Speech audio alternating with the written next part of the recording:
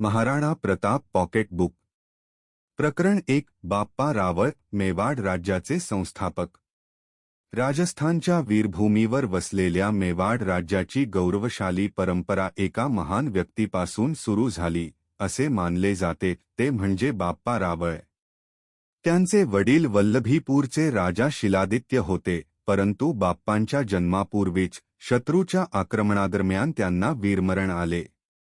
आपल्या पुत्राच्या रक्षणासाठी त्यांची माता राणी पुष्पवती यांनी त्या बालकाला कमलावती नावाच्या एका ब्राह्मणी महिलेच्या स्वाधीन केले। बालपण आणि जडणघडण। बालकाच्या सुरक्षिततेसाठी कमलावती नागद्रह उद्यपूरमधील श्री एकलिंगजीजवळील सध्याचा नागदा परिसर येथे गेल्या आणि त्यांनी बाप्पांचा सांभाळ स्वतःच्या मुलाप्रमाणे केला। लहानपणापासूनच बाप्पा धाडसी, निर्भय आणि पराक्रमी होते। ते भिल्ल मुलांसोबत जंगलात राहिले, गायी चारल्या आणि जीवनातील कठोर अनुभवांतून शिकले। एके दिवशी खेळत असताना भिल्ल मुलांनी बाप्पांना एका उंच खडकावर बसवले, त्यांच्या कपाळावर टिळा लावला आणि त्यांना आपला राजा घोषित केले। या घटनेमुळे त्यांचे नाव सर्वत्र प्रसिद्ध झाले। दैवी आशीर्वाद। काही काळानंतर त्यांच्या लक्षात आले की त्यांची एक गाय दररोज जंगलातील एका शिवलिंगावर स्वतःचे दूध अर्पण करत असे। हे चमत्कारिक दृश्य पाहून त्यांना आश्चर्य वाटले। जवळच तपश्चर्या करणाऱ्या ऋषी हरित यांनी त्यांना सांगितले की ही भगवान एकलिंगनाथांची विशेष कृपा आहे। ऋषींच्या मार्गदर्शनाखाली बाप्पांनी ईश्वराची भक्ती आणि सेवा करण्यास सुरुवात केली। त्यांची भक्ती, नम्रता आणि सदाचार पाहून ऋषींनी त्यांना आशीर्वाद दिला आणि भविष्यवाणी केली की ते एका महान राज्याची स्थापना करतील आणि त्यांची कीर्ती सर्वत्र पसरेल। मेवाडचा वारसा। बाप्पा रावळ यांनी मेवाड राज्याचा भक्कम पाया रचला। त्यांनी शौर्य, धर्म आणि त्याग यांना आपल्या राजवटीचे आधारस्तंभ बनवले। त्यांच्या परंपरेचे पालन करत मेवाडच्या राज्यकर्त्यांनी स्वतःला कधीही राज्याचे मालक मानले नाही, तर भगवान एकलिंगनाथांचे दिवाण, संरक्षक किंवा मुख्य सेवक मानले। अशा प्रकारे बाप्पा रावळ केवळ एक राजाच राहिले नाही, तर ते मेवाडचा आत्मा आणि त्याच्या गौरवशाली परंपरेचे संस्थापक बनले। त्यांनी प्रस्थापित केलेल्या आदर्शांनी भावी पिढ्यांना राष्ट्र, धर्म आणि स्वाभिमानाचे रक्षण करण्याची प्रेरणा दिली। प्रकरण 2 मेवाडचे गौरवशाली घराणे। मेवाडचा इतिहास केवळ शूर महाराणांचाच नाही, तर धाडसी आणि स्वाभिमानी राण्यांचाही आहे। राणी पद्मिनीने आपला सन्मान, आपली श्रद्धा आणि मेवाडची प्रतिष्ठा जपण्यासाठी जौहरचे अमर बलिदान दिले। महानतेची परंपरा। मेवाडचे राज्यकर्ते गुहिल किंवा सिसोदिया घराण्यातील होते। राणा हम्मीर सिंग। त्यांनी चित्तोड पुन्हा जिंकून घेतले आणि महाराणा ही प्रतिष्ठित पदवी धारण केली। प्रसिद्ध राज्यकर्ते त्यानंतर राणा कुंभा, राणा सांगा आणि महाराणा उदयसिंग यांसारख्या महान राज्यकर्त्यांनी मेवाडचा विस्तार केला आणि त्याचा गौरव वाढवला। मीराबाई, त्याच घराण्यात भगवान श्रीकृष्णाच्या परमभक्त मीराबाई यांचाही समावेश होता। त्यांची भजने आजही अत्यंत श्रद्धेने गायली जातात। मेवाडची परंपरा आपल्याला शिकवते की शौर्य, त्याग आणि भक्ती यांच्या एकत्रित संगमातूनच खऱ्या अर्थाने महान संस्कृती घडते। प्रकरण 3 पन्ना धाईंचा अजरामर त्याग। मेवाडचा राजकुमार उदयसिंह याचे प्राण तेव्हा अत्यंत धोक्यात आले जेव्हा एका पासवान उपपत्नी पुत्राने म्हणजेच बनवीरने गादी बळकावण्यासाठी उदयसिंहचा मोठा भाऊ विक्रमादित्य याची हत्या केली। बनवीरचा उद्देश आता उदयसिंहलाही मारण्याचा होता। त्यावेळी हा राजकुमार पन्ना धाईंच्या देखरेखीखाली होता। जेव्हा बनवीर हातात उघडी तलवार घेऊन राजवाड्यात आला, तेव्हा पन्ना धाईंनी आपल्या स्वतःच्या झोपलेल्या मुलाला उदयसिंहच्या बिछाण्यावर ठेवले आणि खऱ्या राजकुमाराला सुरक्षितपणे राजवाड्याबाहेर नेले। बनवीरने त्या मुलालाच राजकुमार समजून त्याची हत्या केली, परंतु उदयसिंह वाचला। स्वतःच्या मुलाचा बळी देऊन पन्नाधाईंनी मेवाड आणि सिसोदिया घराण्याचे भविष्य सुरक्षित केले. भारतीय इतिहासात त्यांचा हा असीम त्याग मातृत्व, कर्तव्य आणि देशभक्तीचे एक अद्वितीय उदाहरण मानला जातो. प्रकरण 4. कुंभलगडमधील उद्यसिंह. बनवीरच्या कारस्थानामुळे राजकुमार उद्यसिंहचे प्राण धोक्यात आले होते. पन्नाधाई आणि मेवाडच्या निष्ठावान सेवकांनी त्याला गुपचूप चित्तोडमधून बाहेर काढले आणि कुंभलगडला आणले. दुर्गम डोंगराळ वाटा आणि घनदाट जंगलातून झालेल्या या प्रवासात भिल्ल समाजाने त्यांना संरक्षण आणि मदत पुरवली. कुंभलगड किल्ल्याचे किल्लेदार आशा देवपुरा यांनी उद्यसिंहला आश्रय दिला आणि त्याची ओळख अत्यंत गुप्त ठेवली. लवकरच मेवाडभर ही बातमी पसरली की खरा वारसदार उद्यसिंह जिवंत आहे. कुंभलगडमध्ये त्याचा गुप्त राज्याभिषेक करण्यात आला आणि हळूहळू मेवाडचे सरदार त्याच्या समर्थनार्थ एकत्र येऊ लागले. अशा प्रकारे कुंभलगड हे मेवाडच्या आशा, स्वातंत्र्य आणि भविष्याचे केंद्र बनले. प्रकरण 5. बनवीरचा पाडाव आणि उद्यसिंहचा उद्य. बनवीरने कपटाने मेवाडची सत्ता बळकावली होती, परंतु बहुतांश सरदारांनी त्याला आपला खरा शासक म्हणून स्वीकारण्यास नकार दिला. एकदा तर रावत खान या शूर सरदाराने उघडपणे त्याला विरोध केला आणि उद्यसिंह हाच मेवाडचा कायदेशीर वारसदार असल्याचे जाहीर करण्यासाठी तो कुंभलगडला गेला. त्याच्या पाठिंब्यामुळे अनेक सामंत आणि योद्धे उद्यसिंहच्या बाजूने एकत्र आले. 1536 मध्ये कुंभलगड येथे उद्यसिंह यांचा अधिकृत राज्याभिषेक झाला आणि ते मेवाडचे महाराणा बनले. हळूहळू बनवीरची सत्ता क्षीण होत गेली आणि अखेरीस त्याचा पाडाव झाला. ही घटना सिद्ध करते की सत्य, निष्ठा आणि न्याय यांच्यात शेवटी निश्चितपणे विजय होतो. प्रकरण 6. उद्यसिंह यांचा विवाह आणि चित्तोडची पुनर्प्राप्ती. कुंभलगड येथे सुरक्षित वास्तव्यास असताना उद्यसिंह यांनी मारवाडच्या राजकुमारी जयवंताबाई यांच्याशी विवाह केला. या वैवाहिक संबंधामुळे त्यांची राजसत्तेवरील कायदेशीर दावेदारी आणि प्रतिष्ठा अधिक दृढ झाली. त्यानंतर मेवाडचे सरदार आणि मित्रराजांच्या पाठिंब्याने उद्यसिंह यांनी चित्तोड पुन्हा जिंकण्यासाठी मोहीम हाती घेतली. आशा देवपुरा आणि चील मेहता यांच्या रणनीतिक कौशल्यामुळे चित्तोड किल्ल्याचे दरवाजे उघडले गेले आणि उद्यसिंह यांना मोठ्या रक्तपाताशिवाय त्यांचे वडिलोपार्जित राज्य परत मिळाले. बनवीरचा पराभव झाला आणि त्याला पळून जावे लागले. अशा प्रकारे मेवाडचे राज्य पुन्हा त्याच्या ख्या शासकाच्या हाती आले. महाराणा बनल्यानंतर उद्यसिंह यांनी मेवाडला एकसंध करण्याच्या दिशेने कार्य केले. भविष्यातील धोके ओळखून त्यांनी एक नवीन आणि सुरक्षित राजधानी वसवण्याचा निर्णय घेतला. अरवली पर्वतरांगांमध्ये निवडलेली ही जागा पुढे उद्यपूर म्हणून ओळखली जाऊ लागली. अशा प्रकारे उद्यसिंह यांनी केवळ आपले सिंहासनच परत मिळवले नाही, तर मेवाडच्या सुवर्ण भविष्याचा भक्कम पायाही रचला. प्रकरण 7. उद्यपूर शहराची स्थापना. चित्तोडवरील वाढते धोके लक्षात घेऊन महाराणा उद्यसिंह यांनी अरवली पर्वतरांगांमधील पिछोला सरोवराजवळ नवीन राजधानी वसवण्याचा निर्णय घेतला. लोककथेनुसार एका ऋषींनी त्यांना या ठिकाणी आशीर्वाद दिला, तिथे शहर वसवण्याचा सल्ला दिला आणि त्या शहराचे भविष्य उज्ज्वल असेल अशी भविष्यवाणी केली. महाराणांनी या नवीन शहराचा पाया रचला, जे पुढे उद्यपूर म्हणून प्रसिद्ध झाले. उद्यसिंह यांनी केवळ शहरच वसवले नाही, तर राजवाडे, अंगणे आणि पाणी संवर्धनाच्या व्यापक प्रणालींचीही निर्मिती केली. उद्यसागर सरोवराची निर्मिती हा त्यांच्या या दूरदर्शी योजनेचा एक महत्त्वाचा भाग होता. नैसर्गिक संरक्षण व्यवस्था, निसर्गसौंदर्य आणि सुनियोजित नगररचना यामुळे उद्यपूर लवकरच मेवाडची नवीन राजधानी बनले. आजही उद्यपूर हे महाराणा उद्यसिंह यांची दूरदृष्टी, कलेवरील प्रेम आणि राष्ट्रनिर्मितीच्या कार्याचे एक भव्य प्रतीक म्हणून उभे आहे. प्रकरण 8. शेर शाह आणि उद्यसिंह यांची रणनीती. महाराणा उदयसिंह यांनी चित्तोडचा ताबा घेतल्यानंतर काही काळातच शक्तिशाली सुलतान शेर शाह सुरी याने मेवाडवर चाल केली.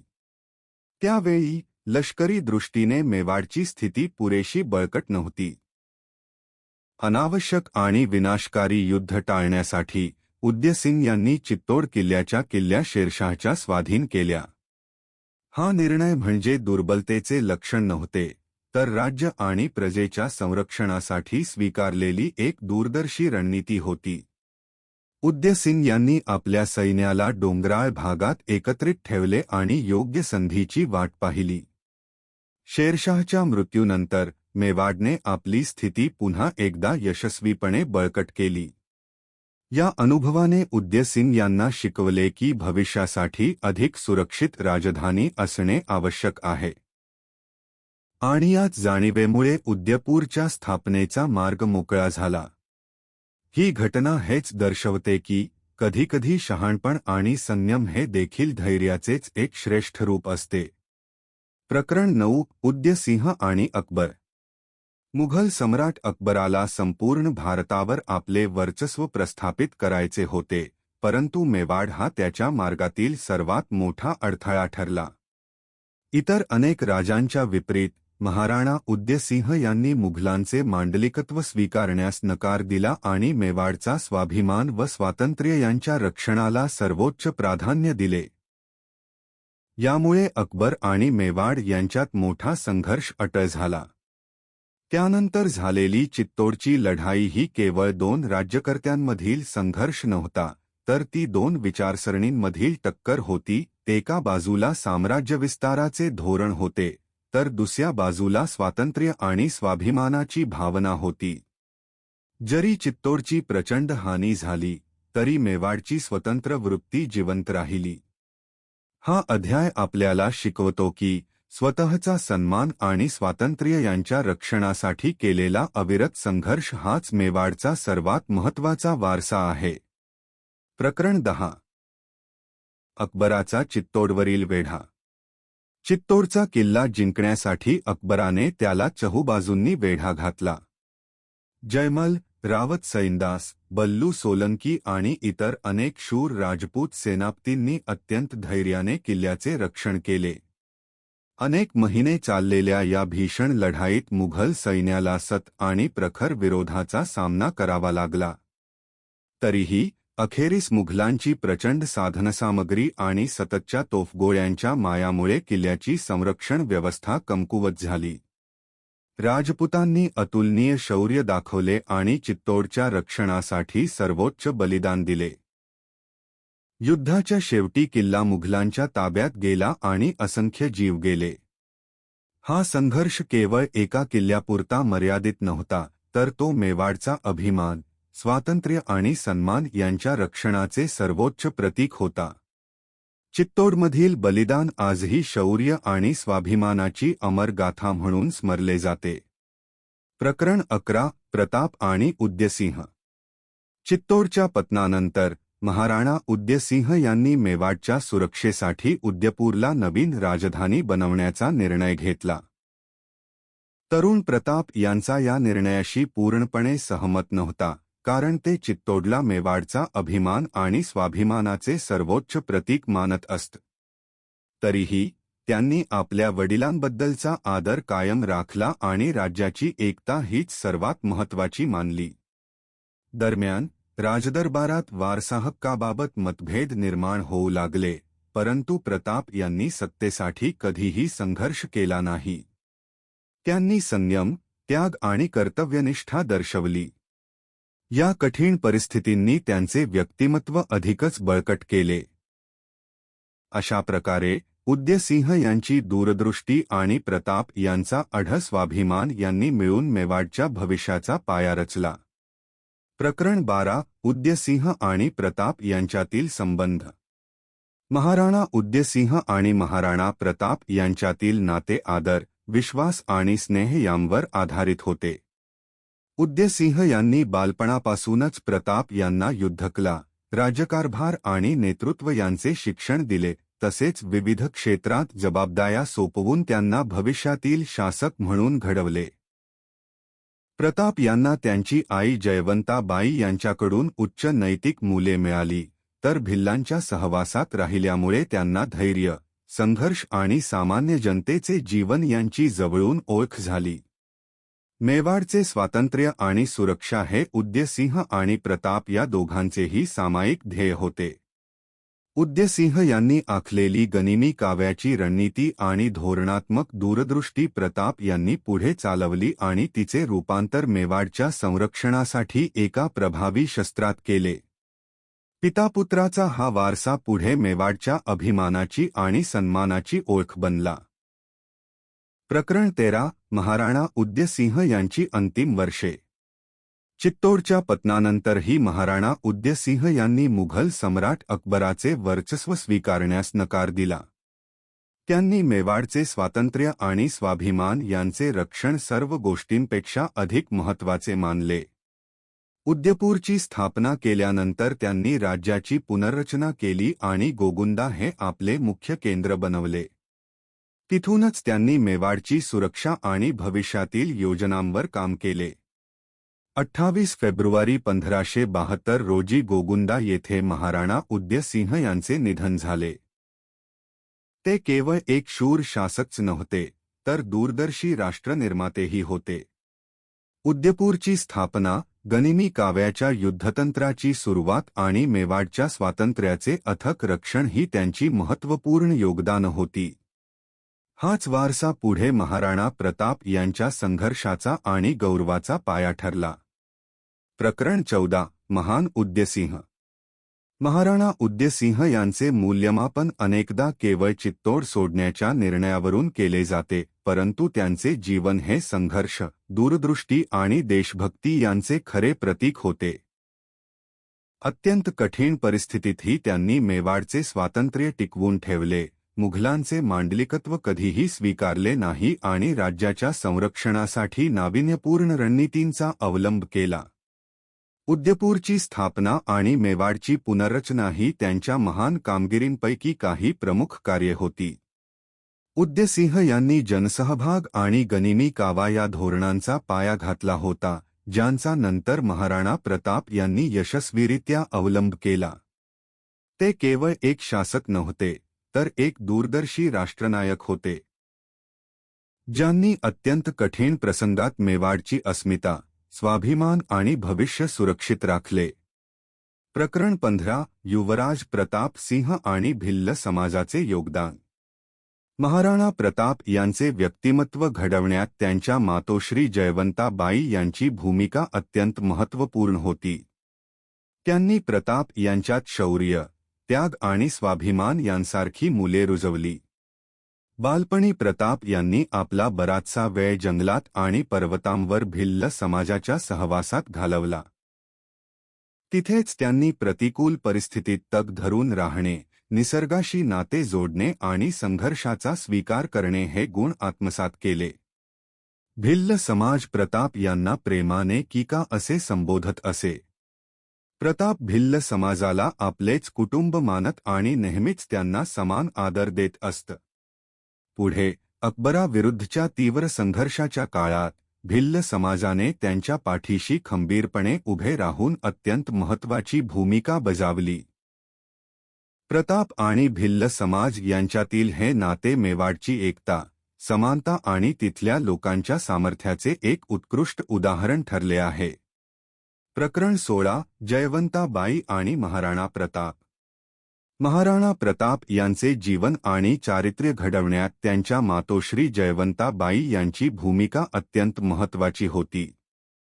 त्यांनी प्रताप यांना शौर्य, धर्म, न्यायपरायणता, सत्य, स्वाभिमान आणि कर्तव्याप्रती निस्सीम निष्ठा ही मूलभूत मूल्ये शिकवली. मातेच्या प्रेमाच्या आणि मार्गदर्शनाच्या छायेत वाढताना प्रताप यांचे व्यक्तिमत्व दृढ बनले आणि त्यांच्यात प्रबळ देशभक्तीची भावना निर्माण झाली. जयवंताबाई या केवळ मेवाडच्या राणीच नव्हत्या, तर त्या एक आदर्श माताही होत्या. त्यांच्या शिकवणीचाच हा सखोल प्रभाव होता की ज्यामुळे प्रताप यांनी आयुष्यभर धर्म, न्याय आणि स्वातंत्र्याचा मार्ग अनुसरला.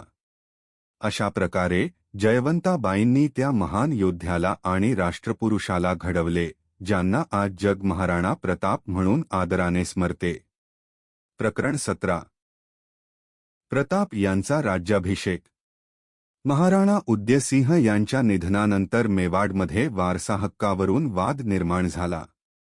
प्रताप हेच कायदेशीर वारस, पाटवी पुत्र असूनही भटियाणी राणीने कट रचून आजारी उदयसिंह यांच्याकडून आपला मुलगा जगमल याला वारस म्हणून घोषित करवून घेतले आणि त्याला गादीवर बसवले. तरीही मेवाडमधील प्रमुख सरदार आणि सरंजामदारांनी प्रताप यांनाच एकमेव योग्य वारस मानले. सर्वांच्या एकमताने गोगुंडा येथील स्मशानभूमीजवळ असलेल्या राणा बावडी येथे प्रताप यांचा राज्याभिषेक सोहळा पार पडला. आजही अस्तित्वात असलेल्या एका प्राचीन परंपरेचे पालन करत एका भिल्ल सरदाराने आपला अंगठा कापून त्या रक्ताने महाराणा प्रताप यांच्या कपाळावर टिळा लावला आणि त्यांना मेवाडचे नवीन महाराणा म्हणून अधिकृतपणे घोषित केले. त्यांना भिल्ल समाज आणि राजपूत सरदार या दोघांचाही पूर्ण पाठिंबा होता, ज्यामुळे त्यांचे नेतृत्व अधिक बळकट झाले. महाराणा प्रताप यांचा राज्याभिषेक ही केवळ एका राजाची गादीवर बसण्याची घटना नव्हती, तर ती मेवाडचा स्वाभिमान, स्वातंत्र्य आणि प्रतिकार यांच्या एका नव्या पर्वाची सुरुवात होती. त्यांनी आपली मातृभूमी, धर्म आणि सन्मान यांच्या रक्षणासाठी आपले जीवन समर्पित करण्याचा संकल्प केला, असा संकल्प ज्याने त्यांना भारतीय इतिहासातील महान नायकांच्या पंक्तीत स्थान मिळवून दिले. प्रकरण 18. प्रताप आणि अकबर यांच्यातील तडजोडीचे प्रयत्न. चित्तोडच्या पतनानंतर मेवाडमधील परिस्थिती अत्यंत बिकट झाली होती, तरीही महाराणा प्रताप यांनी स्वातंत्र्याचा मार्ग सोडला नाही. चित्तोड मुक्त होईपर्यंत सर्व प्रकारच्या राजेशाही सुखसुविधांचा त्याग करण्याचा त्यांनी कठोर संकल्प केला. अत्यंत मर्यादित संसाधने आणि कठीण परिस्थिती असूनही मेवाडच्या स्वाभिमानाचे रक्षण करणे हेच त्यांनी आपल्या जीवनाचे सर्वोच्च ध्येय मानले. अकबरने अनेकदा दूत पाठवून प्रताप यांना मुघलांचे वर्चस्व स्वीकारण्याचा प्रस्ताव दिला, परंतु प्रताप यांनी प्रत्येक वेळी तो प्रस्ताव फेटाळून लावला. त्यांच्यासाठी संपत्ती, पदव्या किंवा वैभव यांपेक्षा मातृभूमीचे स्वातंत्र्य हे अनंत पटींनी अधिक मौल्यवान होते. अशा प्रकारे प्रताप आणि अकबर यांच्यातील संघर्ष हा केवळ सत्तेसाठीचा राजकीय संघर्ष नव्हता, तर तो स्वातंत्र्य आणि आत्मसन्मानासाठीचा एक मूलभूत लढा होता. प्रकरण 19. प्रताप यांचा संघर्ष आणि काट्यांचा मुकुट. सततची युद्धे आणि राजकीय संकटांमुळे अत्यंत कमकुवत झालेले राज्य महाराणा प्रताप यांना वारसा हक्काने मिळाले होते. चित्तोड, मंडळगड आणि इतर अनेक महत्त्वपूर्ण प्रदेश मुघलांच्या नियंत्रणाखाली होते. मर्यादित संसाधने, लहान सैन्य आणि अत्यंत कठीण परिस्थिती असूनही प्रताप स्वातंत्र्याच्या मार्गापासून कधीही विचलित झाले नाही.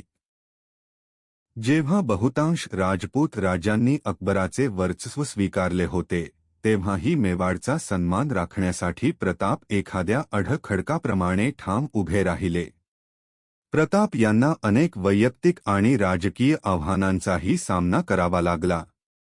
त्यांचे बंधू शक्ती सिंह यांच्याशी मतभेद होते, परंतु लोककथांनुसार जेव्हा अत्यंत कठीण प्रसंगाची वेळ आली, तेव्हा शक्ती सिंह यांनी आपल्या भावाची साथ दिली आणि ख्या राजपूत निष्ठेचे दर्शन घडवले.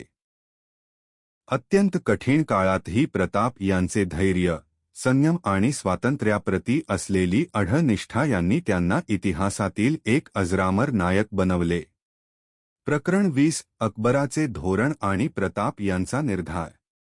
चित्तोड जिंकल्यानंतर महाराणा प्रताप यांनीही आपले वर्चस्व स्वीकारावे अशी अकबराची तीव्र इच्छा होती, कारण मेवाड हे राजपूत अभिमान आणि स्वातंत्र्याचे सर्वोच्च प्रतीक होते. अकबराने अनेक राजनैतिक प्रयत्न केले, परंतु प्रताप यांनी स्पष्टपणे बजावले की मेवाड कोणत्याही परिस्थितीत आपले स्वातंत्र्य गमावणार नाही. अत्यंत संयम आणि दूरदृष्टीने महाराणा प्रताप यांनी आपली सत्ता बळकट केली, जनतेला व आपल्या मित्रसहकायांना एकत्र केले आणि आगामी संघर्षाची तयारी केली. त्यांनी हे सिद्ध केले की खरी ताकद केवळ सैन्याच्या आकारात नसते, तर ती स्वाभिमान, अढळ निर्धार आणि स्वातंत्र्याप्रती असलेल्या निष्ठेत असते. हाच निर्धार पुढे मेवाडच्या महान ऐतिहासिक संघर्षांचा पाया ठरला. प्रकरण 21. मेवाडमध्ये जलाल खान कोरचीचे आगमन. महाराणा प्रताप यांच्या राज्याभिषेकानंतर अकबराने तत्काळ युद्धाऐवजी मुत्सद्देगिरीचा मार्ग स्वीकारण्याचे ठरवले. याच उद्देशाने मुघल वर्चस्व स्वीकारण्यासाठी प्रताप यांना राजी करण्याकरिता त्याने आपला विश्वासू दूत जलाल खान कोरची याला मेवाडला पाठवले. जलाल खानने सन्मान, अफाट संपत्ती आणि शांततेचे प्रस्ताव मांडले, परंतु प्रताप आपल्या स्वाभिमानाशी आणि स्वातंत्र्याशी संबंधित निश्चयावर ठाम राहिले.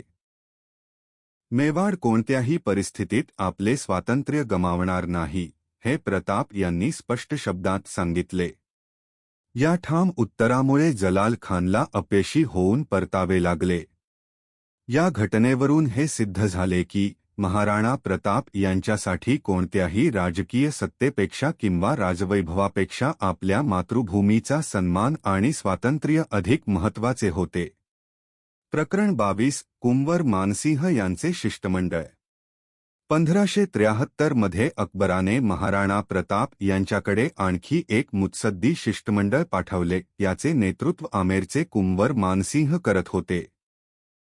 उद्देश तोच होता, प्रताप यांना मुघल सत्ता स्वीकारण्यास प्रवृत्त करणे. मेवाडच्या परंपरांचा मान राखून प्रताप यांनी आपला मुलगा अमरसिंह याच्याद्वारे मानसिंह यांचे आदराने स्वागत केले आणि पाहुणा म्हणून त्यांचा यथोचित पाहुणचार केला. उद्यसागर सरोवराच्या काठावर आयोजित केलेल्या या मेजवानीकडे ऐतिहासिकदृष्ट्या हळदीघाटीच्या युद्धाची मानसिक पार्श्वभूमी तयार करणारी घटना म्हणून पाहिले जाते. या भेटीदरम्यान मेवाडचे सरदार भीमसिंह डोडिया आणि मानसिंह यांच्यात वाद झाला. चर्चेदरम्यान मानसिंह यांनी अकबराचे वर्चस्व स्वीकारण्याचा प्रस्ताव मांडला, परंतु महाराणा प्रताप यांनी तो नम्रपणे पण ठामपणे फेटाळून लावला. मेवाडचा स्वाभिमान हा कोणत्याही सन्मानापेक्षा किंवा भौतिक लाभापेक्षा श्रेष्ठ आहे, याचा त्यांनी पुनरुच्चार केला. ही घटना प्रताप यांची मुत्सद्देगिरी, संयम आणि अढळ स्वाभिमान यांचे उत्तम उदाहरण ठरली आहे. प्रकरण 23. उद्यसागर सरोवरावरील मेजवानी. 1573 मध्ये जेव्हा अकबराने शांतता चर्चेसाठी कुंवर मानसिंह यांना मेवाडला पाठवले, तेव्हा प्रताप यांनी राजपुतांच्या पाहुणचाराची परंपरा पाळत उद्यसागर सरोवराच्या काठावर त्यांच्यासाठी एका भव्य मेजवानीचे आयोजन केले. मात्र महाराणा प्रताप स्वतः मुद्दाम या मेजवानीला उपस्थित राहिले नाहीत. या कृतीतून मानसिंह यांना स्पष्ट आणि रोखठोक संदेश मिळाला की प्रताप मुघल वर्चस्व स्वीकारण्यास तयार नाहीत. मेजवानी दरम्यान दोन्ही बाजूंमध्ये तणाव वाढला आणि शाब्दिक चकमक उडाली. जरी तात्काळ कोणताही प्रत्यक्ष संघर्ष झाला नाही, तरीही या घटनेने मेवाड आणि मुघल यांच्यातील वाढती दरी अधोरेखित केली. उद्यसागर येथील ती मेजवानी अखेरीस ऐतिहासिक हल्दीघाटीच्या युद्धाची नांदी ठरली. प्रकरण 24. राजा भगवानदास यांची मेवाड भेट. उद्यसागर येथील तणावपूर्ण मेजवानीनंतर अत्यंत दुखावलेले मानसिंह अकबराकडे परतले. शांततापूर्ण तोडगा काढण्याच्या उद्देशाने अकबराने आमेरच्या राजा भगवानदास यांना मेवाडला पाठवले. महाराणा प्रताप यांनी त्यांचे यथोचित स्वागत केले. मात्र जेव्हा भगवानदास यांनी मुघल वर्चस्व स्वीकारण्याचा प्रस्ताव मांडला, तेव्हा प्रतापांनी पुन्हा एकदा नम्रपणे तो नाकारला. प्रतापांनी स्पष्ट केले की कोणत्याही पदव्या किंवा संपत्तीपेक्षा मेवाडचे स्वातंत्र्य आणि स्वाभिमान अधिक महत्त्वाचे आहेत. राजा भगवानदास परतले आणि अकबराला अखेर जाणीव झाली की प्रताप कधीही झुकणार नाही. परिणामी दोन्ही बाजूंनी युद्धाची तयारी सुरू केली. एकीकडे साम्राज्य विस्ताराची महत्त्वाकांक्षा होती, तर दुसरीकडे स्वातंत्र्य रक्षणाचा अटळ निर्धार होता. प्रकरण 25. मेवाडमध्ये तोडरमल यांचे आगमन. 1573च्या उत्तरार्धात अकबराने आपला अत्यंत बुद्धिमान मंत्री तोडरमल याला शांततेचा अंतिम प्रस्ताव घेऊन महाराणा प्रताप यांच्याकडे पाठवले. तोडरमल यांनी प्रताप यांना मुघल वर्चस्व स्वीकारण्याच्या अटीवर मोठा सन्मान, संपत्ती आणि मुघल दरबारात उच्च पद देण्याची देऊ केले. महाराणा प्रताप यांनी हे प्रस्ताव स्पष्ट शब्दांत फेटाळून लावले. त्यांच्यासाठी मेवाडचे स्वातंत्र्य, आपल्या कुळाची प्रतिष्ठा आणि स्वतःचा स्वाभिमान हेच सर्वोच्च होते. अशा प्रकारे शांतता चर्चेचे सर्व मार्ग बंद झाले आणि मेवाड व मुघल यांच्यातील लष्करी संघर्षाचा मार्ग अपरिहार्य बनला. प्रतापांनी या वेळेचा उपयोग आपली सैन्यशक्ती संघटित करण्यासाठी आणि येऊ घातलेल्या युद्धाची तयारी करण्यासाठी केला. प्रकरण 26 युद्ध टाळण्याचे धोरण आणि युद्धाची तयारी. महाराणा प्रताप यांनी आपल्या सरदारांसह असा सामूहिक निर्णय घेतला की कोणत्याही परिस्थितीत मेवाड मुघलांचे मांडलिकत्व स्वीकारणार नाही. उघड्या मैदानावर लढण्याऐवजी त्यांनी शत्रूला डोंगराळ भागात आणि घनदाट जंगलात गाठण्याची योजना आखली. सैन्यात भिल्ल समाजाला महत्त्वाची भूमिका देण्यात आली. कुंभलगड आणि इतर मोक्याच्या किल्ल्यांवर अन्नधान्य व पाणी यांसारख्या अत्यावश्यक गोष्टींचा मोठा साठा करण्यात आला. आगामी संघर्षासाठी सैन्याची पूर्णपणे पुनर्रचना आणि तयारी करण्यात आली. प्रतापांची रणनीती स्पष्ट होती: सन्मान राखून तहाचे प्रयत्न करणे, वाटाघाटींद्वारे वेळ मिळवणे, राजपूत एकता बळकट करणे आणि कोणत्याही कठीण प्रसंगासाठी सज्ज राहणे. ही केवळ लढाईची योजना नव्हती, तर मेवाडचे स्वातंत्र्य, श्रद्धा आणि अभिमान यांचे रक्षण करण्यासाठी एक दूरदर्शी रणनीती होती. प्रेरणादायी श्लोक. नाहं पलायतुं युद्धेन संधिं करिष्यति. स्वधर्मे निरोधे श्रेयः परधर्मो भयावहः.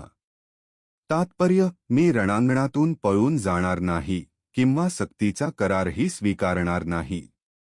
स्वतःच्या धर्माचे, कर्तव्यनीती पालन करत मरणे चांगले आहे, दुसऱ्याचा धर्म स्वीकारणे भयंकर आहे. प्रकरण 27 अकबराचे आर्थिक धोरण आणि मेवाड. अकबर मेवाडला केवळ राजकीयच नव्हे, तर व्यापारी दृष्टिकोनातूनही अत्यंत महत्त्वाचे मानत असे. सुरतला दिल्लीशी जोडणारे प्रमुख व्यापारी मार्ग मेवाडमधूनच जात असत. त्यामुळे व्यापार अखंडपणे चालू ठेवण्यासाठी हा प्रदेश आपल्या नियंत्रणाखाली असावा, अशी त्याची तीव्र इच्छा होती. मेवाडचे स्वातंत्र्य टिकवून ठेवण्यासाठी महाराणा प्रताप यांनी गनिमी काव्याचा, छापामार युद्धतंत्राचा अवलंब केला.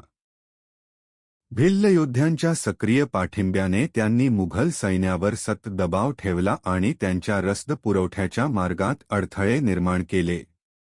अत्यंत मर्यादित संसाधने असूनही केवळ बुद्धिमत्ता, धैर्य आणि जनतेचा प्रचंड पाठिंबा यांच्या जोरावर प्रताप यांनी मेवाडचे स्वातंत्र्य अबाधित राखण्यासाठी लढा सुरू ठेवला. प्रकरण 28 अकबराची तीर्थयात्रा. ती खरोखरच तीर्थयात्रा होती की काही वेगळेच? तोडरमल यांच्या वाटाघाटी अयशस्वी ठरल्यानंतर अकबराने मेवाडविरुद्ध युद्धाची सक्रिय तयारी सुरू केली.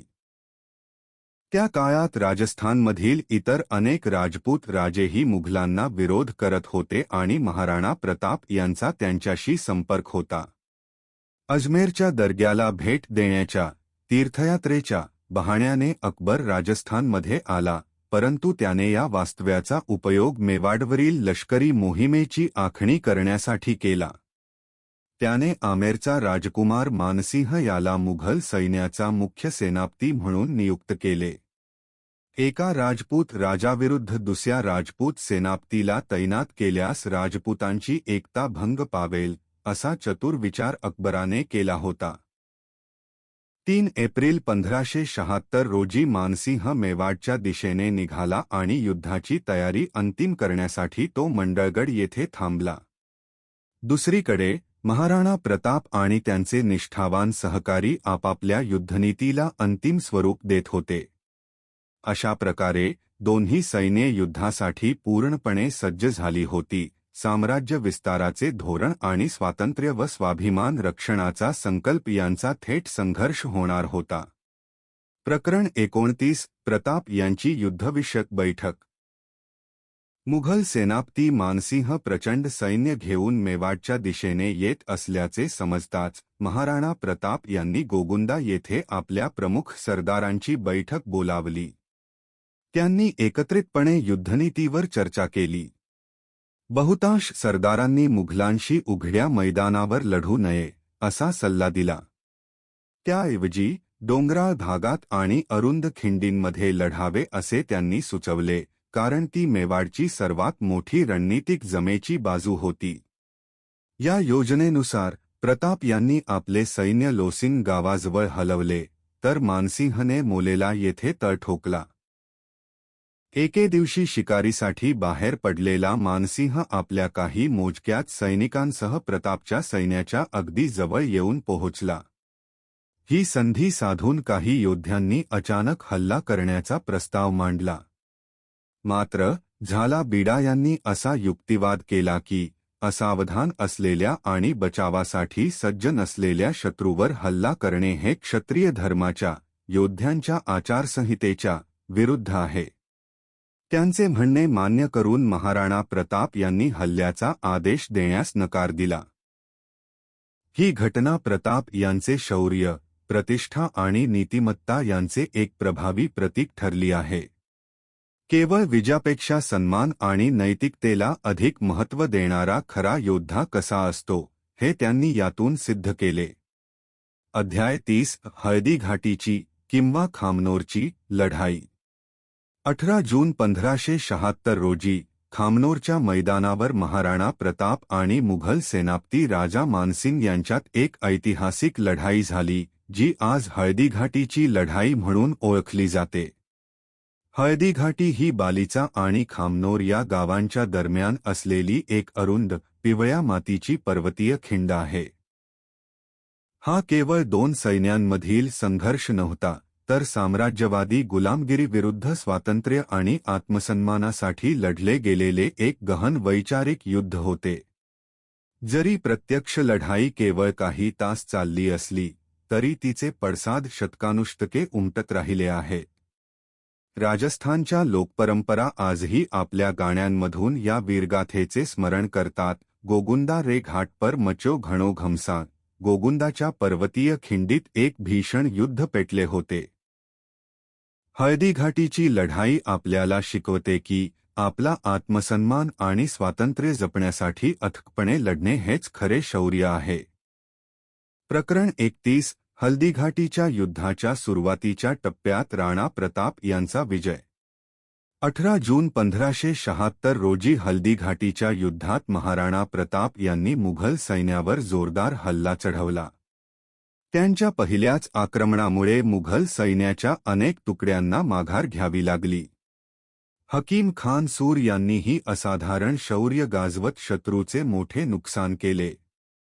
युद्धादरम्यान महाराणा प्रताप आपला लाडका घोडा चेतक याच्यावर स्वार होऊन आघाडीवर लढत होते. अपूर्व धैर्याचे प्रदर्शन करत चेतकने मानसिंह बसलेल्या हत्तीपर्यंत पोहोचण्यासाठी उंच झेप घेतली. प्रतापांनी मानसिंहाच्या दिशेने आपला भाला भिरकावला, परंतु मानसिंह हौद्यात खाली वाकल्यामुळे थोडक्यात बचावला आणि तो भाला हत्तीच्या महावताला लागला. चेतकने इतकी प्रचंड झेप घेतली होती की हत्तीच्या सोंडेला बांधलेल्या तलवारीमुळे त्याच्या पायावर खोल जखम झाली, तरीही तो लढत राहिला आणि त्याने आपले दोन्ही पुढचे पाय थेट हत्तीच्या मस्तकावर रोवले. या भीषण लढाईत रामशाह तन्वर आणि त्यांचे पुत्र वीरगतीस प्राप्त झाले. जेव्हा प्रताप चहूबाजूंनी शत्रूने वेढले गेले, तेव्हा झाला बिदा त्यांना म्हणाले, महाराज, आपण जिवंत राहिलात तरच मेवाड जिवंत राहील. आपली राजचिन्हे मला द्या आणि सुरक्षितपणे युद्धभूमीतून बाहेर पडा. आपल्या सरदारांच्या आग्रहाखातर प्रताप युद्धभूमी सोडण्यास तयार झाले. स्वतःच्या प्राणांचे बलिदान देऊन राज राणा झाला यांनी प्रतापांना सुरक्षितपणे निसटण्याची संधी दिली. युद्धाच्या सुरुवातीच्या टप्प्यात मेवाडच्या योद्ध्यांनी अतुलनीय पराक्रम गाजवला आणि मुघलांना 6 किलोमीटर मागे हटवले. मात्र मुघल सेनापती मेहतर खान याने नगारे जोरात वाजवले आणि सम्राट अकबर स्वतः अतिरिक्त सैन्यासह कुमक घेऊन आल्याची खोटी घोषणा केली. या खोट्या बातमीमुळे पळून जाणाऱ्या मुघल सैन्याचे मनोधैर्य उंचावले आणि ते पुन्हा लढण्यासाठी परतले. दरम्यान गंभीर जखमी झालेला चेतक प्रतापांना सुरक्षितपणे युद्धभूमीतून बाहेर काढून एका ओढ्यापर्यंत घेऊन आला.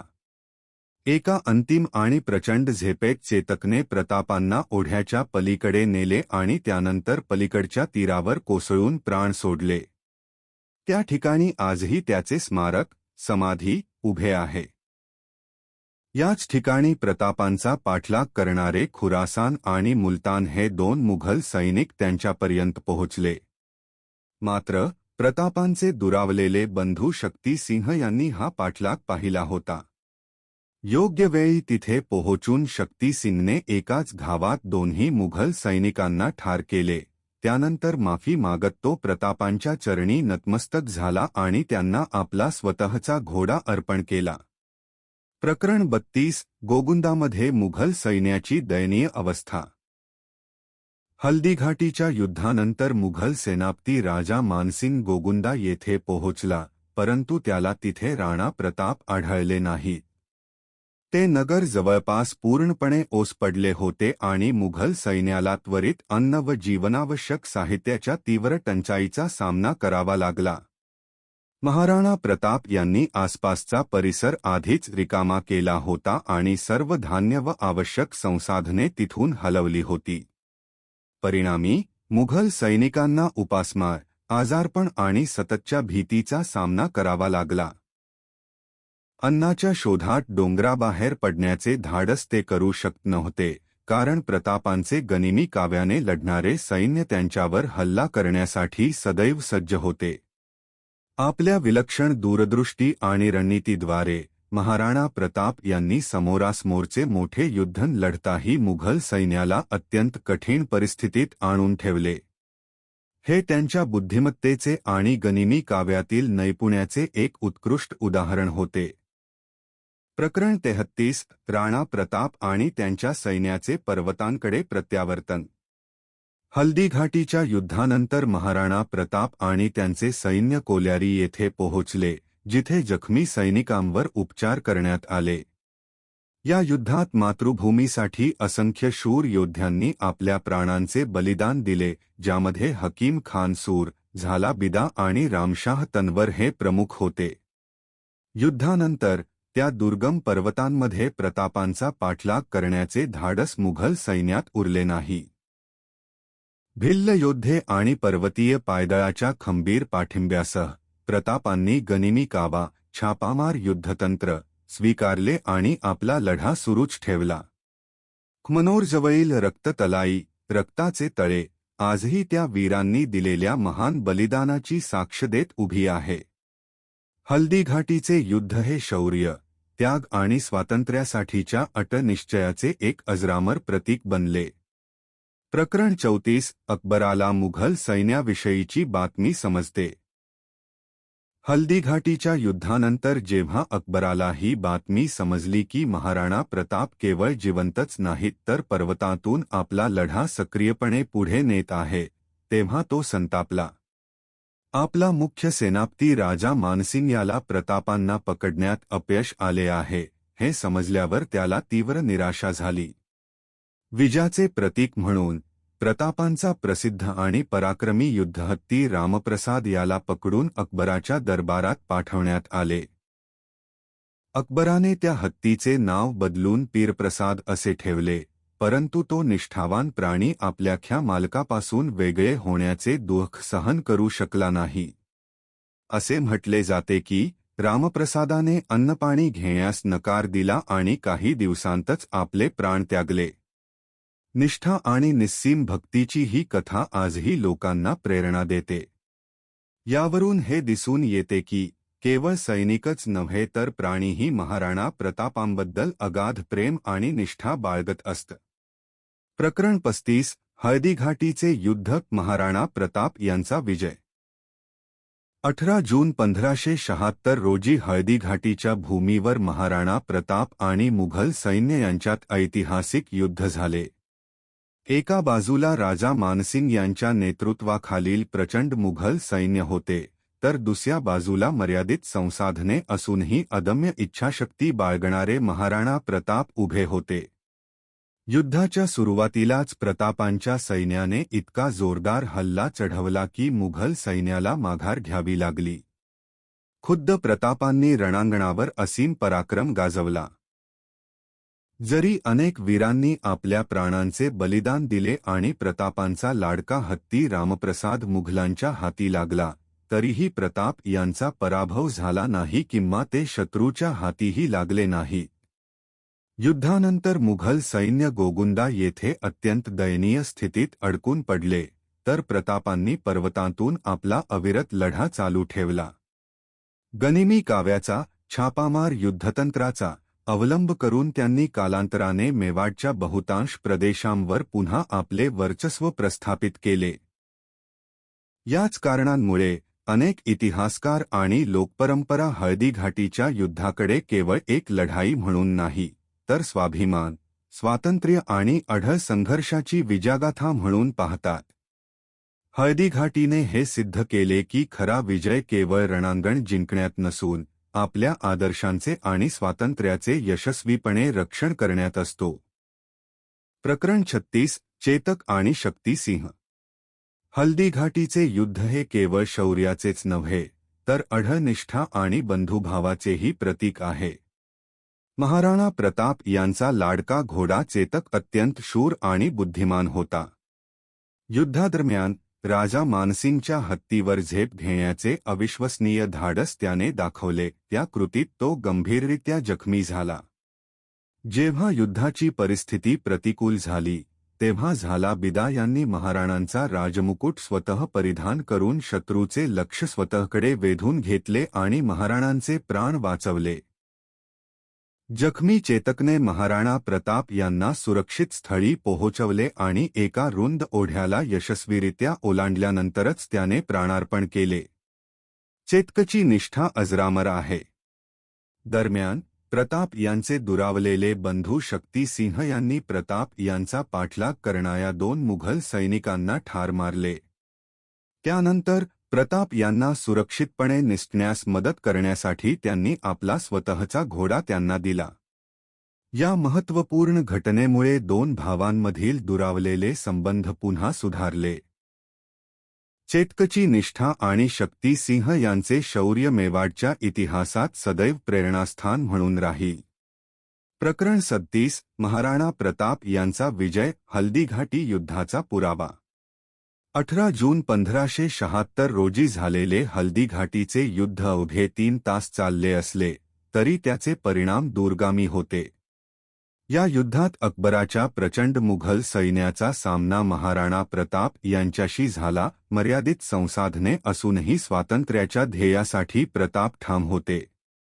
युद्धानंतर महाराणा प्रताप यांना मुघल सैन्याने बंदी बनवले, त्यांचा पराभव केला. जर मुघल खरोखरच विजयी झाले असते, तर त्यांनी एकतर प्रताप यांना पकडले असते किंवा मेवाडवर पूर्ण नियंत्रण मिळवले असते. त्याऐवजी महाराणा प्रताप यांनी आपल्या प्रदेशांवर पुन्हा नियंत्रण मिळवले आणि गनिमी काव्याच्या, ग्युरिल्ला वॉरफेअर माध्यमातून लढा चालू ठेवला. अलीकडील ऐतिहासिक संशोधनानुसार 18 जून रोजी सुरू झालेल्या युद्धाचा खरा निकाल सप्टेंबरमध्ये लागला. प्रताप यांनी गोगुंदाला पूर्णपणे वेढा घातला आणि तेथील सर्व पुरवठा मार्ग रोखून धरले, ज्यामुळे जीवनावश्यक वस्तूंचा पुरवठा जवळपास ठप्प झाला. कुटो आणि लुटो, मारहाण करा आणि लुटून घ्या, या रणनीतीचा वापर करून प्रताप यांनी आसपासच्या गावांमधील, विशेषतः कोलियारी आणि पानारवा येथील भिल्लांना सूचना दिल्या की त्यांनी दिसणाऱ्या कोणत्याही व्यापायावर अचानक हल्ला करावा, त्यांना मारहाण करावी आणि त्यांचा माल लुटून घ्यावा. परिणामी मुघल सैन्यापर्यंत कोणतेही रेशन पोहोचू शकले नाही. भुकेने व्याकुळ झालेल्या मुघल सैनिकांना अपक्व आंबे आणि घोड्याचे मांस खाऊन कसेबसे जगावे लागले. अखेरीस अकबराने मानसिंगला केलवा येथे माघार घेण्याचा आदेश दिला. सप्टेंबर महिन्यात मुघल सैन्याने मेवाडमधून पळ काढला. अशा प्रकारे 18 जून रोजी सुरू झालेल्या युद्धाचा शेवट सप्टेंबरपर्यंत महाराणा प्रताप यांच्या निर्णायक विजयात झाला. या लढाईने संपूर्ण राजस्थानमध्ये आत्मविश्वासाची एक नवीन लाट निर्माण केली. अनेक लहान राज्ये आणि सामान्य जनता प्रताप यांच्याकडे स्वातंत्र्य आणि स्वाभिमानाचे सर्वोच्च प्रतीक म्हणून पाहू लागली. हळदीघाटीची लढाई हे सिद्ध करते की धैर्य, आंतरिक बळ आणि देशभक्ती यांच्या जोरावर अत्यंत बलाढ्य शक्तींनाही यशस्वीपणे आव्हान दिले जाऊ शकते. संदेश: स्वातंत्र्य रक्षणासाठी केलेले कोणतेही बलिदान कधीही लहान नसते. प्रकरण 38 मेवाडमधील अकबर. हल्दीघाटीच्या युद्धानंतर महाराणा प्रताप कुंभलगड येथे पोहोचले आणि त्यांनी आपल्या सैन्याची पुनर्रचना केली. त्यांनी गोगुंदासह अनेक प्रदेशांवर पुन्हा आपले वर्चस्व प्रस्थापित केले आणि गनिमी काव्याच्या छापामार युद्धतंत्राच्या हालचाली अधिक तीव्र केल्या. या सततच्या संघर्षात भिल्ल योद्ध्यांनी अत्यंत महत्त्वाची भूमिका बजावली. प्रताप यांचा पराभव करण्याच्या उद्देशाने सम्राट अकबर स्वतः मेवाडमध्ये चालून आला, परंतु त्याला यश आले नाही. मेवाडच्या सैनिकांनी मुघल ठाण्यांवर अचानक हल्ले चढवले. अकबराने उद्यपूरचे नाव बदलून मोहम्मदाबाद करण्याचाही प्रयत्न केला, परंतु प्रताप यांना पकडण्यात किंवा त्यांना शरणागती पत्करायला लावण्यात तो पूर्णपणे अपयशी ठरला. अनेक महिने प्रयत्न करूनही अकबर अपयशी ठरला, तर प्रताप यांनी जंगले आणि पर्वतांमधून आपला अविरत संघर्ष सुरूच ठेवला. हा प्रतिकार म्हणजे प्रताप यांचे अढळ धैर्य, स्वाभिमान आणि स्वातंत्र्यावरील प्रेम यांचे एक उत्कृष्ट उदाहरण आहे. प्रकरण 39 शाहबाज खानची 3 आक्रमणे. हल्दीघाटीच्या युद्धानंतर महाराणा प्रताप यांनी गनिमी काव्याचा वापर करून उद्यपूर आणि गोगुंदासह अनेक प्रदेश यशस्वीपणे पुन्हा जिंकून घेतले. भिल्ल योद्ध्यांच्या मदतीने ते मुघल ठाण्यांवर अचानक आणि जोरदार हल्ले करत असत आणि त्यानंतर सुरक्षित स्थळी माघार घेत असत. महाराणा प्रताप यांचा बीमोड करण्यासाठी अकबराने आपला प्रमुख सेनापती शाहबाज खान याला 3 वेगवेगळ्या प्रसंगी मेवाडमध्ये पाठवले.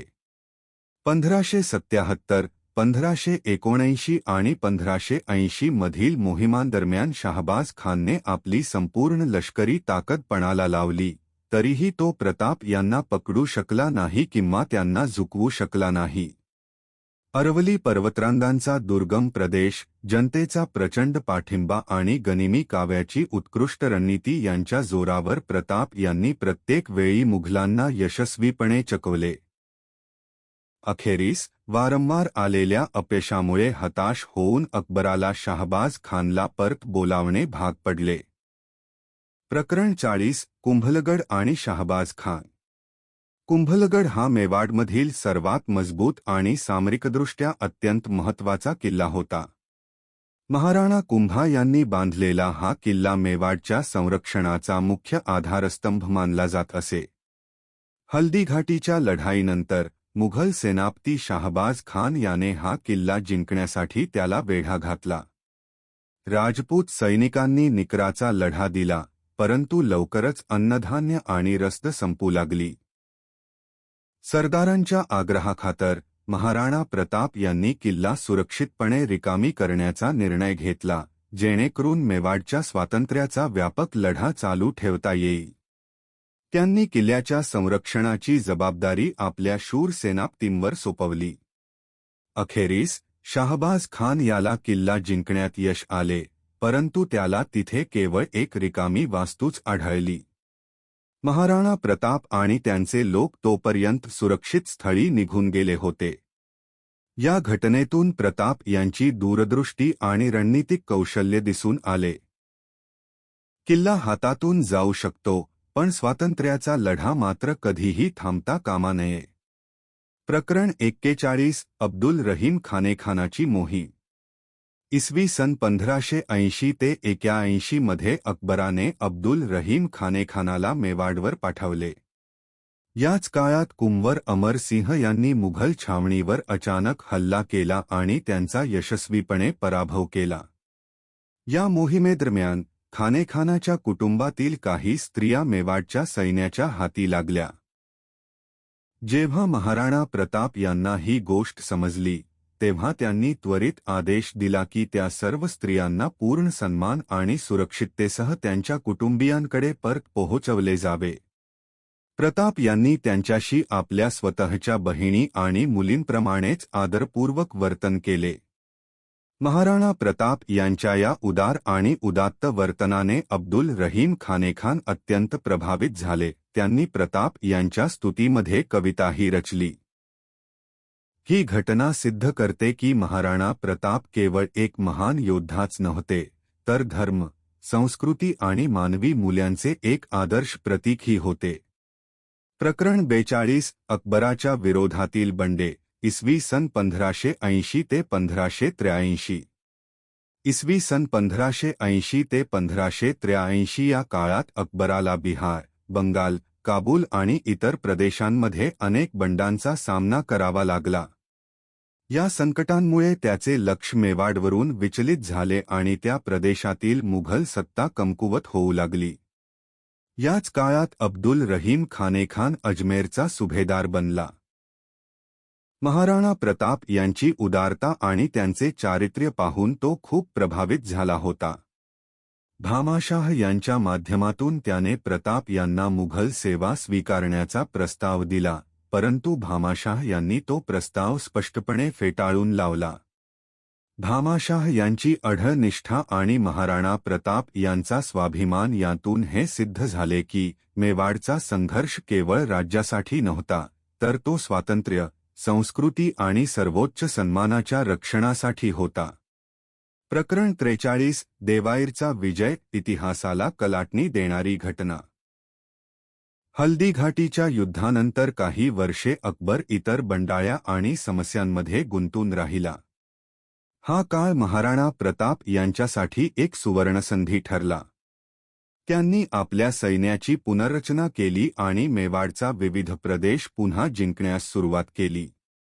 कुंभलगड, गोगुंदा आणि उद्यपूर यांसारखे महत्त्वाचे किल्ले पुन्हा एकदा मेवाडच्या नियंत्रणाखाली आले. 1582 मध्ये राणा प्रताप यांनी देवाईर येथे मुघल सैन्यावर निर्णायक हल्ला केला. हे युद्ध मेवाडच्या इतिहासातील एक अत्यंत महत्त्वाचा टप्पा ठरले. या संघर्षादरम्यान महाराणा प्रताप यांनी मुघल सेनापती बहलोल खानचा पराभव केला, तर त्यांचे पुत्र कुंवर अमरसिंह यांनी रणांगणावर सुलतान खानचा वध केला. भामाशाह आणि इतर शूर सरदारांनीही असाधारण शौर्य गाजवले. मुघल सैन्याचा दारुण पराभव झाला आणि मेवाडने देवाईरवर आपले वर्चस्व प्रस्थापित केले.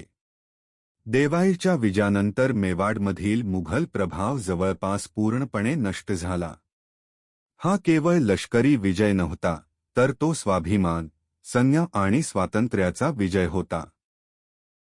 त्यानंतर महाराणा प्रताप यांनी चावंडला आपली नवीन राजधानी बनवले आणि मेवाडच्या पुनर्बांधणीला सुरुवात केली. शेती, व्यापार आणि जनजीवन पुन्हा एकदा बहरवू लागले. देवाईरचे युद्ध हे सिद्ध करते की अटळ निश्चय, धैर्य आणि देशभक्तीच्या जोरावर सर्वात मोठ्या सत्तेलाही आव्हान दिले जाऊ शकते. म्हणूनच इतिहासकार देवाईरच्या युद्धाला मेवाडचे मॅरेथॉन आणि महाराणा प्रताप यांचा सर्वात मोठा विजय मानतात. प्रकरण 44 अमरसिंह यांचे शौर्य आणि मुघल सैन्याचा पराभव.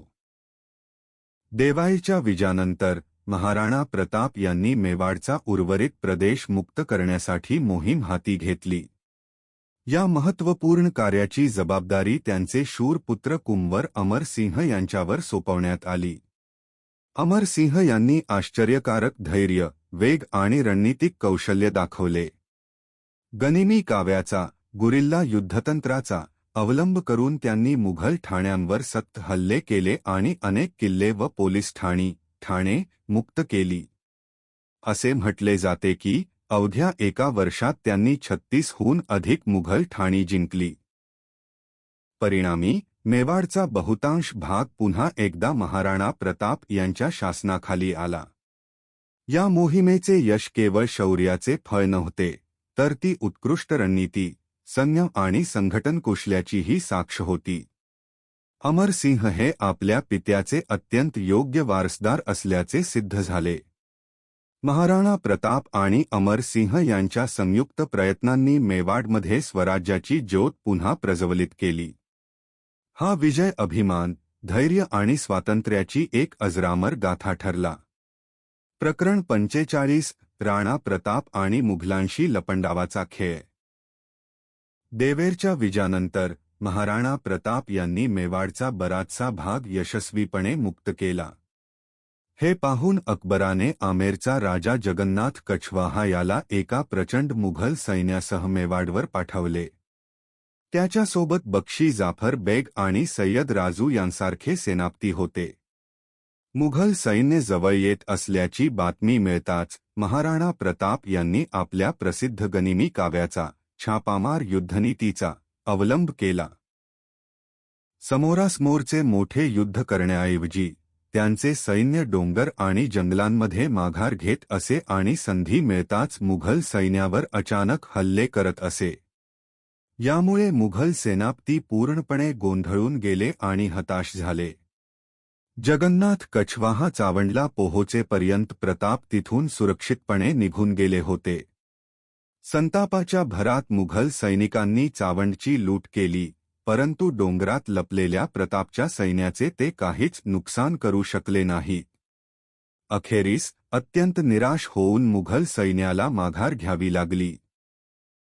अशा प्रकारे आपली बुद्धिमत्ता, संयम आणि गनिमी काव्याच्या जोरावर महाराणा प्रताप यांनी कोणतेही मोठे युद्ध न करता आणखी एक महत्त्वपूर्ण विजय मिळवला. प्रकरण 46 प्रताप यांचे नवीन धोरण.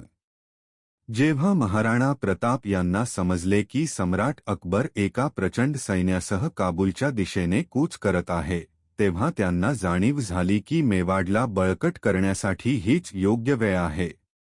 अकबराने मेवाडवर अनेकदा हल्ले केले होते, परंतु तो प्रताप यांचा पराभव करण्यात अपयशी ठरला होता. यामुळे सम्राट अत्यंत निराश आणि हताश झाला होता. राणा प्रताप यांनी आपल्या राज्याची शेती, व्यापार आणि सैन्य व्यवस्था पुन्हा उभारण्याचा निर्णय घेतला. आपल्यासोबत लढलेल्या आणि प्राणांची आहुती दिलेल्या शूर योद्ध्यांच्या स्मृतींना त्यांनी सन्मान दिला. जंगलातील कठोर परिस्थिती सहन करत आणि राजेशाही सुखांचा त्याग करून आयुष्य व्यतीत केल्यामुळे प्रताप एका सैनिकाप्रमाणे जगले. आजही लोक त्यांच्या शौर्याबद्दल आणि सर्वोच्च त्यागाबद्दल त्यांना अत्यंत आदराने स्मरतात. प्रताप यांनी अकबरासोबतच्या भविष्यातील संघर्षाची तयारी करण्याचा निश्चय केला, परंतु तात्काळ आणि थेट संघर्ष टाळण्याचे धोरण स्वीकारले. त्यांनी मुघलांविरुद्धच्या छोट्या चकमकी थांबवल्या आणि अनावश्यक युद्धे टाळण्यासाठी गुजरात व माळव्याकडे जाणारे मार्ग खुले ठेवले. त्याच वेळी त्यांनी मेवाडचा उर्वरित प्रदेश पुन्हा जिंकण्याची योजना आखली. दानशूर भामाशाह यांची भूमिका. महाराणा प्रताप यांच्या संघर्षात दानशूर भामाशाह यांनी अत्यंत मोलाची मदत केली. भामाशाह केवळ एक योद्धा नव्हते, तर ते राज्याची संपत्ती आणि प्रशासनाचे व्यवस्थापनही पाहत असत.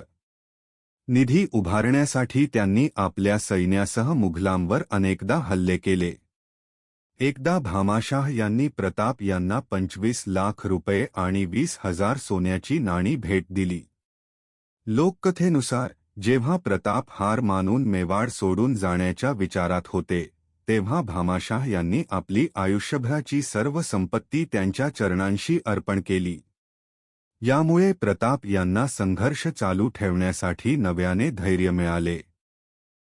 भामाशाह यांनी केवळ संपत्तीचे दान केले नाही, तर सैनिकांचे वेतन, शस्त्रास्त्रांची खरेदी आणि राजकोषाचेही उत्तम व्यवस्थापन केले. ते राणा प्रताप यांचे अत्यंत विश्वासू सहकारी होते आणि त्यांचे जीवनत्याग, देशभक्ती व सेवाभावाचे एक सर्वोच्च उदाहरण आहे. प्रकरण 47 साहसी प्रताप आणि पुनर्बांधणीचे कार्य. हल्दीघाटीच्या युद्धानंतर मेवाडचे प्रचंड नुकसान झाले होते.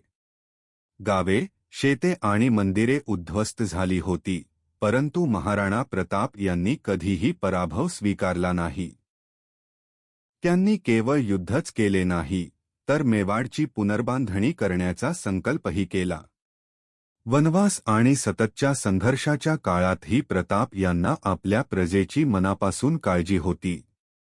मुघलांची आक्रमणे ओसरल्यावर त्यांनी चावंडही आपली नवीन राजधानी स्थापन केली आणि राजवाडे, मंदिरे व प्रशासकीय इमारतींच्या बांधकामावर लक्ष दिले. आपला मुलगा अमरसिंग याच्यासह काम करून त्यांनी उद्ध्वस्त झालेली गावे पुन्हा वसवली, शेतीला चालना दिली आणि राज्याची सुरक्षा व्यवस्था बळकट केली. प्रताप यांचे शासन न्याय, साधेपणा आणि जनहित यांवर आधारित होते. मातृभूमीची सेवा हाच आपला परमधर्म मानून त्यांनी आयुष्यभर राजेशाही ऐशारामाचा त्याग केला. महाराणा प्रताप हे केवळ एक महान योद्धाच नव्हते, तर एक दूरदर्शी शासक आणि राष्ट्रनिर्मातेही होते. त्यांच्या पुनर्बांधणीच्या प्रयत्नांनी मेवाडच्या पुनरुज्जीवनाचा पाया रचला. प्रकरण 48 महाराणा प्रताप यांचे देवलोकी प्रयाण. महाराणा प्रताप हे केवळ एक राजे नव्हते, तर ते मेवाडचा अभिमान आणि भारताच्या स्वाभिमानाचे सर्वोच्च प्रतीक होते. त्यांचे जीवन संघर्ष, त्याग आणि राष्ट्रभक्तीने ओतप्रोत भरलेले होते. ते केवळ रणांगणावरील एक नायक नव्हते, तर भारताच्या आत्म्याला जागृत करणारी एक आदर्श विचारधारा होते.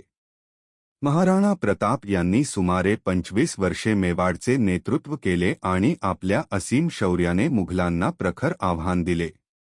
त्यांनी त्यांचे उत्तर आयुष्य चावंड येथे व्यतीत केले आणि तिथेच त्यांचे अंतिम क्षण आले.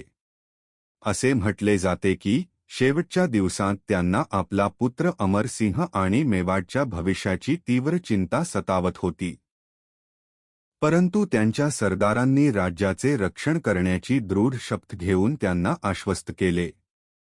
महाराणा प्रताप यांचे निधन संवत 1653 मधील माघ शुक्ल एकादशीला 19 जानेवारी 1597 झाले. एका शिकारीदरम्यान झालेल्या अंतर्गत दुखापतीमुळे त्यांचा मृत्यू झाला. त्यांचा पुत्र अमरसिंह याने स्वतः त्यांचे अंतिम संस्कार केले आणि पितृभक्तीचे एक उत्कृष्ट उदाहरण सादर केले. चावंडजवळ आजही त्यांची समाधी, छत्री, उभी आहे, जी त्यांच्या अजरामर त्यागाचे आणि राजपूत अभिमानाचे शाश्वत प्रतीक आहे.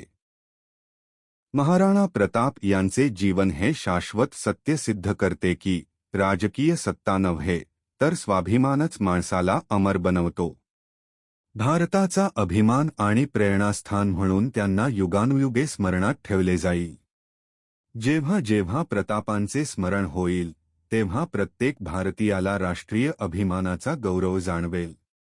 राष्ट्रीय स्वाभिमानाचे प्रतीक असलेल्या महाराणा प्रताप यांचा विजय असो. लेखकाचा परिचय. श्री गुरु डॉक्टर प्रदीप कुमावत. लेखक, विचारवंत, दूरदर्शी व्यक्तिमत्व. महाराणा प्रताप चित्रपटाचे निर्माते. सध्या संचालक, आलोक संस्थान.